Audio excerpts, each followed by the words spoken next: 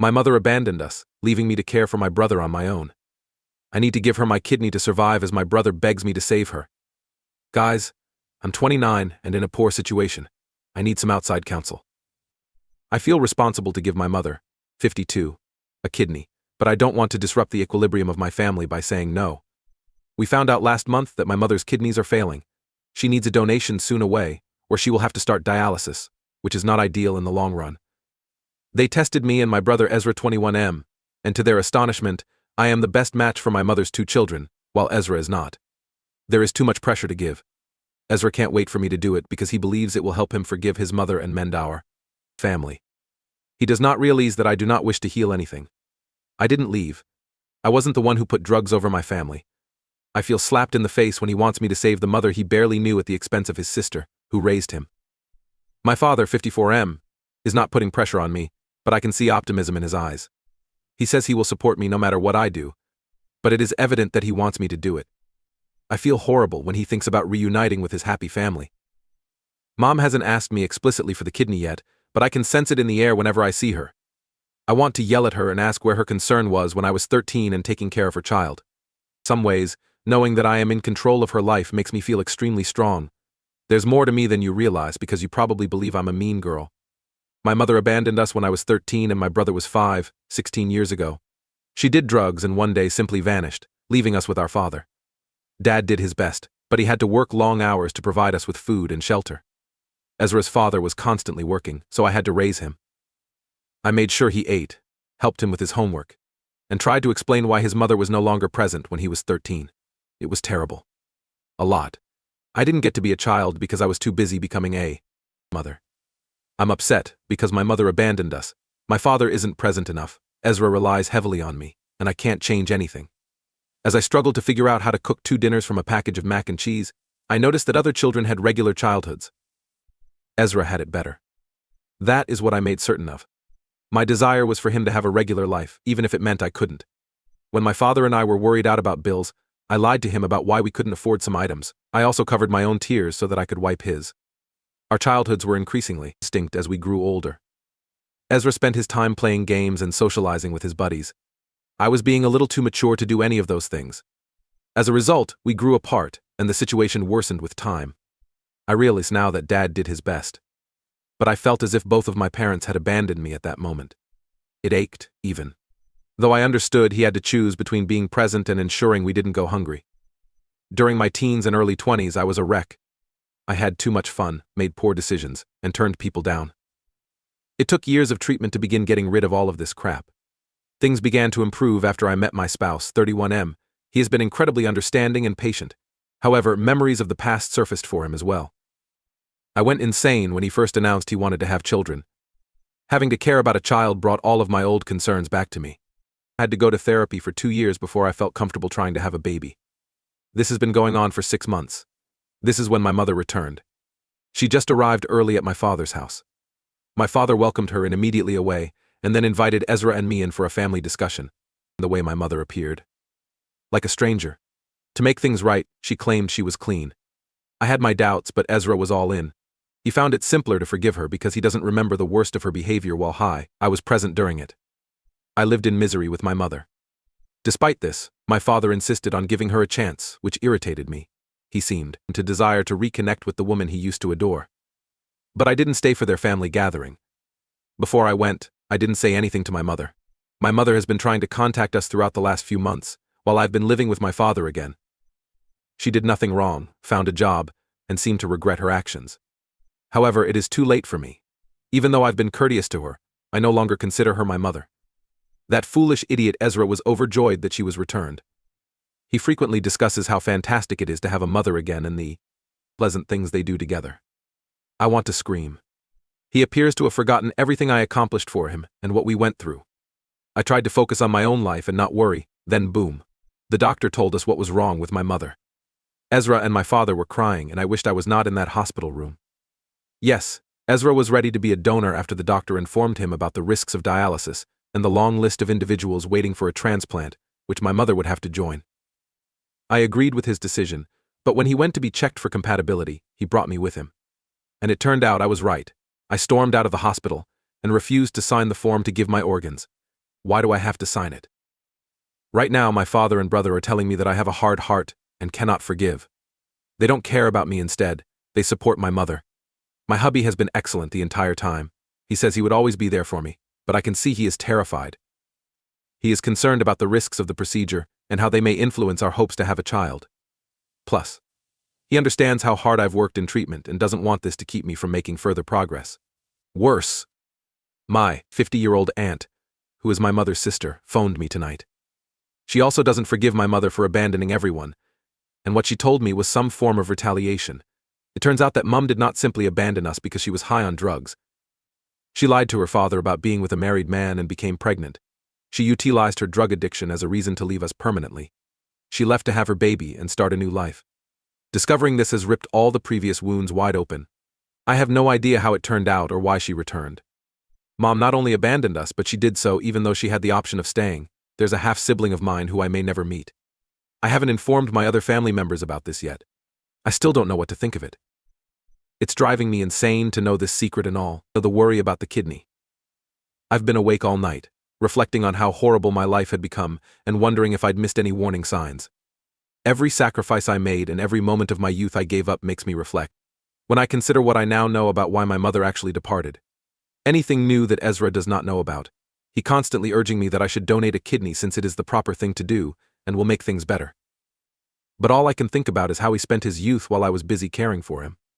Dad doesn't know either. I can tell he's being kinder to Mum again. I want to beat him hard and remind him of all the awful things that have happened because of her. I'm completely bewildered. It's nearly too much to contemplate of having major surgery and donating an organ to someone who broke up with you.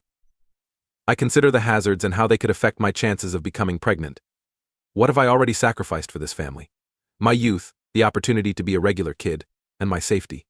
It is extremely difficult for me to give up a part of my body. I am now the bad guy. So Reddit, what are your thoughts? AITA, why do you refuse to give my mother my heart now that we no longer speak? Is it possible that I overthink the past? I believe I'm the only one who understands how horrible things were and how much Mom's decisions cost us. I'm completely overwhelmed with the options. It feels wrong to make any decision. How can I deal with this impossible situation without going crazy? Reddit, PLS, help me out here. Change 1. I didn't expect anyone to comment to this post, so I'm going to delete it in 24 hours. However, the number of likes and comments on this post is astounding. To begin, I'd like to thank everyone for their thoughts and words about my circumstance. Everything has gotten me thinking a lot. Thank you to those who took the time to see things from my perspective, but I must be honest. There have been remarks that have deeply troubled me, telling me to forget and forget. I understand what you meant when you said, be kind and compassionate to one another, forgiving one another, just as God forgives you in Christ. Forgiveness is a good thing. But what do you know? It's not always as simple as reading a Bible text to forgive someone. What my mother did to me stung for a long period, not just a day or week. They transformed my entire life. It took away my youth, my sense of security, and my trust in those who were supposed to watch out for me. You can't simply erase that with some kind words and a hug. And to those who say, but she's your mother, being linked by blood does not automatically entitle you to love and respect. Certainly, my mother gave birth to me. But I had to grow up too early and care for my younger brother when she didn't want to. When she was out getting high and leaving her kids to fend for themselves. Where was all this family-centered talk? Please understand that I am not intending to be harsh or furious. Even after everything she's done to me, I'm attempting to protect myself and the life I've established. Some of you have suggested that the whole family go to therapy. When she first returned, we tried that, but it didn't solve anything. Even though my mother sobbed and said the right things, years of being alone and battling could not be reversed. Many of you have discussed the risks of donating your kidney. That's wonderful, thank you. It's not only about the operation, it's also about the long-term consequences.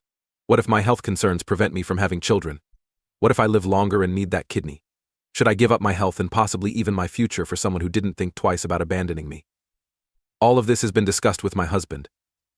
He told me it was all right to prioritize my own health, and that I owed no one, including my mother, any part of my body. We still want to have a baby, and the idea of placing that in the hands of someone who hasn't truly been a mother to us is terrifying.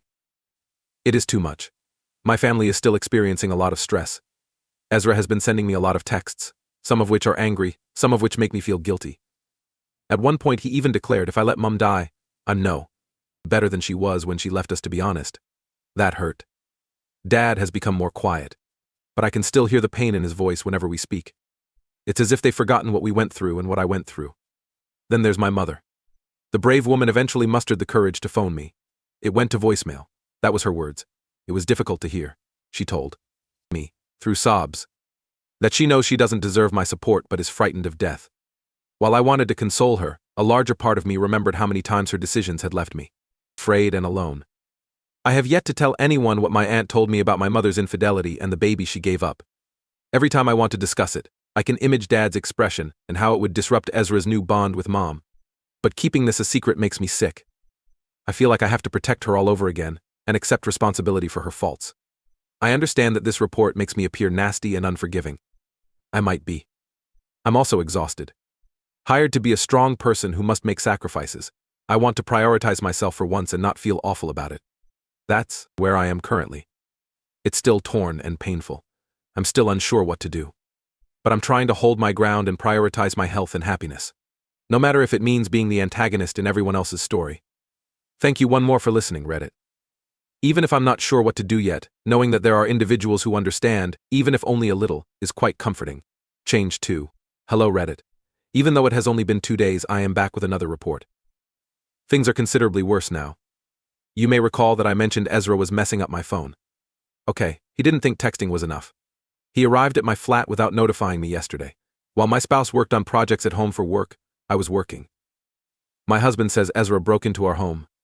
He was going on and on about how Mom's health was deteriorating and how doctors said time was running out.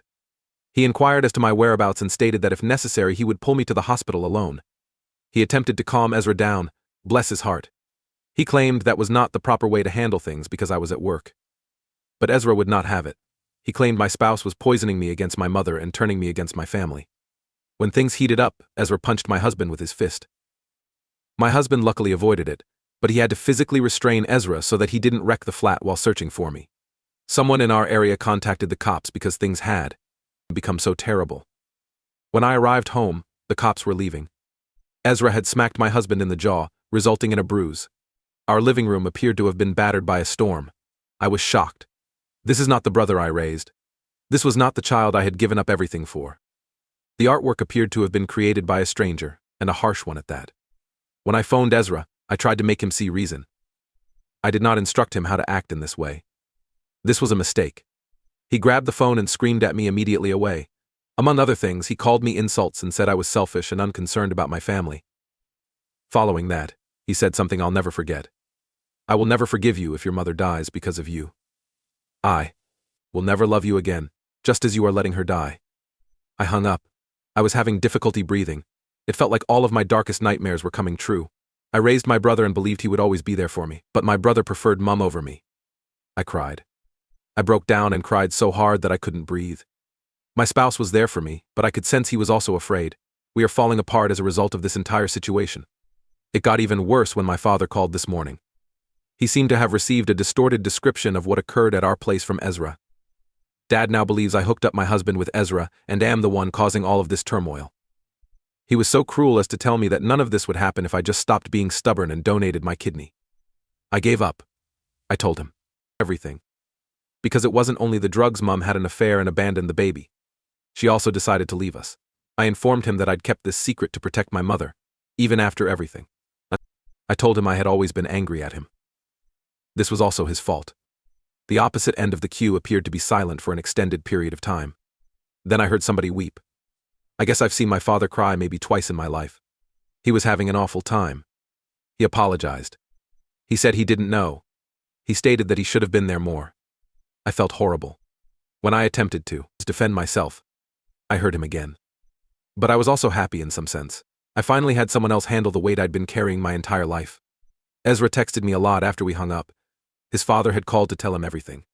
Ezra's musical style has evolved significantly. He's now apologizing and admitting he didn't understand. He urged me to forget about him. I'm not sure I can, however. Some of what he said and did, I cannot forget about it. My mother has also been blowing up my phone. I believe her father told her about the affair and the baby back then. In her texts, she apologizes and asks for understanding. She claims she has changed since she was terrified and young. Young? Really? My brother and father still get it and care for her every day. But all I can think about is where this insight went when I was afraid and young. It feels like I'm about to drown. Dad is a mess. Mom's condition is worsening. What about me? It's difficult for me to keep my head above water. I had run out of ideas for what to do. Part of me wants to leave, just like my mother did all those years ago. However, I am aware that this is not the answer. It's taken me too long to correct her blunders. I am not going to make the same ones. I'm going to take some time off work right now. My spouse and I have discussed getting away to cleanse our heads. Except for Dad, I've blocked everyone's phone numbers. I need time and space to evaluate what I want. What do I need? I'm not sure I'll ever give that kidney away. With the way things are currently, I doubt I could be in the same room with my family for long enough to complete it.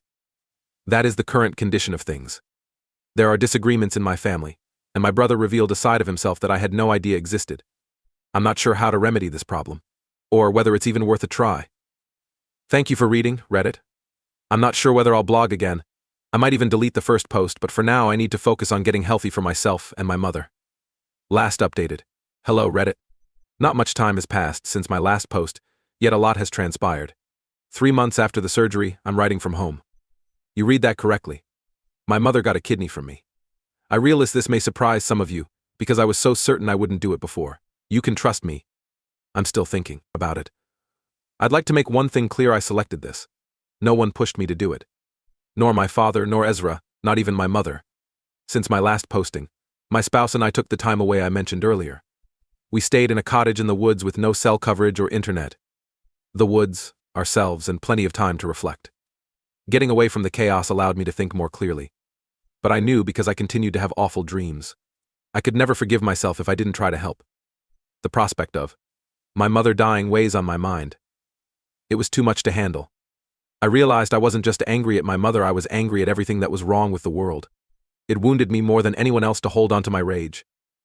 I informed my husband of my decision when we arrived home. He was concerned and helpful. The doctors explained all we needed to know, and we began the procedure. I'll be honest, it wasn't easy. The surgery was difficult, and recovery was considerably more difficult. But what? Do you know? I am not sorry about it. Not because it worked like magic, it didn't. But I'm pleased with myself for the first time in years. I saw my mother before they wheeled us in on the day of surgery. She gave a sob, thanking me repeatedly. I told her the truth, this was as much for me as for her. I apologized, but I could not forget. I told her I wished she was better, but I didn't see us getting close in the future. Even though it wasn't what she wanted to hear, she received it. I was ready to question her about my brother or sister, but some things are best left unsaid. We gave each other a proper hug, not the awkward ones we'd been giving each other since she returned. It felt like saying goodbye. Ezra and I have begun to work on our relationship. He apologized for what he'd done. It isn't fast, but it is growing. He is realizing that his memories of our youth do not tell the full tale, and he is starting to grasp what I gave up. Dad has been by everyone's side the entire time. He needs to deal with his own uncertainties and remorse. We're closer than we've ever been. He is proud of both the present and the person I have become as a result of it all. My hubby has been fantastic. He was there through the entire process, from making the decision to getting healthy. We're happier than ever to be together. What about me? I'm improving in more than one way. It has not been simple to improve physically, but the emotional burden I have carried for years seems lighter. I don't believe everything is okay right now. I still have difficult days and moments where I question everything. It was difficult, but I'm glad I opted to be myself rather than what others expected me to be. Thank you to everyone who assisted me along the journey. What you said and how you comprehended it meant much more than you realize. Hello, Reddit. Be careful. Remember that healing takes time, and forgiving someone is a personal decision,